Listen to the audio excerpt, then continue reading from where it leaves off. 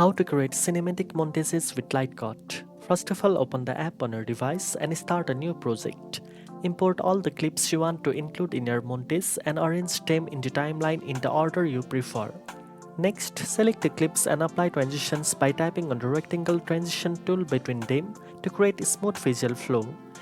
You can also adjust the timing of each clip to match the beat of your music for a more dynamic effect.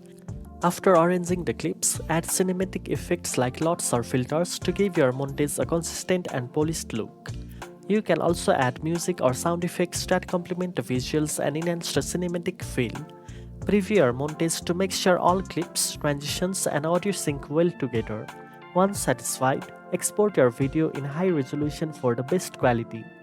Now you know how to create cinematic montages with LightCut. If you found this video helpful, don't forget to like, share, and subscribe for more editing tips. Thanks for watching, and I'll see you in the next one.